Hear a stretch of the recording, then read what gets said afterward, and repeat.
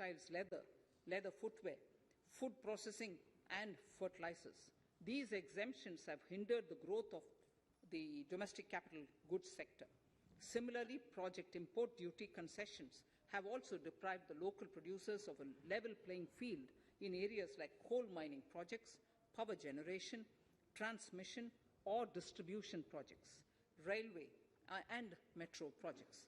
Our experience suggests that reasonable tariffs are conducive to the growth of domestic industry and make in India without significantly impacting the cost of essential imports.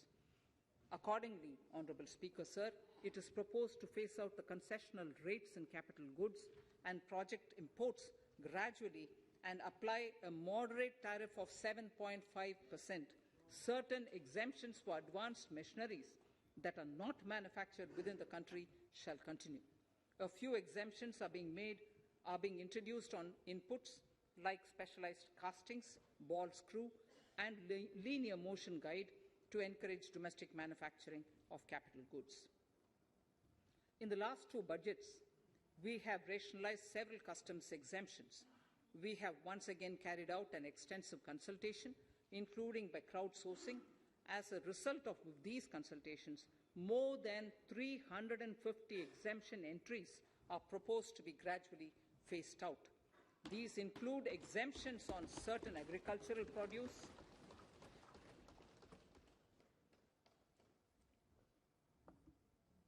chemicals, fabrics, medical devices and drugs, and medicines for which sufficient domestic capacity exists.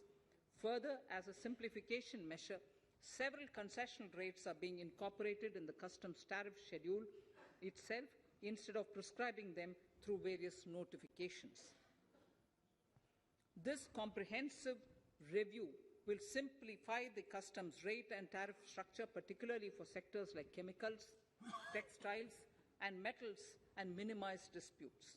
Removal of exemption on items which are or can be manufactured in India and providing concessional duties on raw material that go into manufacturing of intermediate products will go many a step forward in achieving our objective of Make in India and Atmanirbhar Bharat. I shall now take up specific sector-specific proposals. Electronics. Electronic manufacturing has been growing rapidly. Customs duty rates are being calibrated to provide a graded rate structure to facilitate domestic manufacturing of wearable devices, hearable devices, and electronic smart meters. Duty concessions are being given to parts of transformer of mobile phone chargers and camera lens of mobile camera module and certain other such items. This will enable domestic manufacturing of high-growth electronic items. Gems and jewellery. To give a boost to the gems and jewellery sector, customs duty on cut and polished diamonds and gemstones is being reduced to 5%. Simply sawn diamond would attract nil customs duty. To facilitate export of jewellery through e-commerce, a simplified regulatory framework shall be implemented by June this year. To disincentivize import of undervalued imitation jewellery, the customs duty on imitation jewellery is being prescribed in a manner that a duty of at least 400 rupees per kg is paid on its import. Chemicals. Customs duty on certain critical chemicals, namely methanol, acetic acid, and heavy feedstocks for petroleum refining, are being reduced, while duty is being raised on sodium cyanide, for which adequate capacity in the domestic arena exists. These changes will help in enhancing domestic value addition.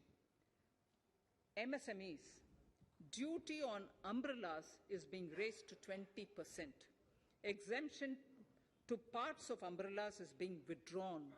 Exemption is also being rationalized on implements and tools for agricultural sector which are manufactured in India. Customs duty exemption given to steel scrap last year is being extended for another year to provide relief to MSME secondary steel producers. Certain anti-dumping and CVD on stainless steel and coated steel flat products, bars of alloy steel and high-speed steel are being revoked in larger public interest considering prevailing high prices of metals. To incentivize exports, exemptions are being provided on items such as embellishment, trimmings, fasteners, buttons, zipper, lining material, specified leather, furniture fittings, and packaging boxes that may be needed by bona fide exporters of handicrafts, textiles, leather garments, leather footwear, and other goods. Honorable Speaker, sir, duty is being reduced on certain inputs required for shrimp aquaculture so as to promote its exports. Tariff measure to encourage blending of fuel. Blending of fuel is a priority for this government. To encourage the efforts for blending of fuel, unblended fuel shall attract an additional differential excise duty of rupees 2 per litre from first day of October 22. A few other changes are being made in duty rates, customs, tariff and customs law, the details of which are there in the finance bill. Mr. Speaker, sir, with these words, I commend the budget to this august House. Thank you. Item number 2, Srimati Nirmala Sitharaman ji.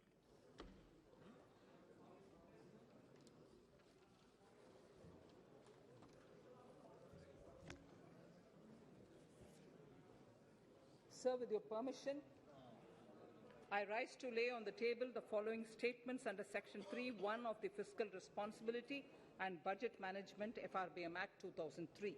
Medium-term of the fiscal policy, fiscal policy strategy statement, and macroeconomic framework statement.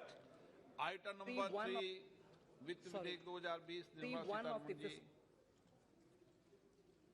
Sir, item number 3, Finance Bill. Sir, with your permission, I rise to move for leave to introduce the Finance Bill 2022. प्रश्न ये कि वित्त विधेयक को पुनर्स्थापित करने की अनुमति प्रदान की जाए।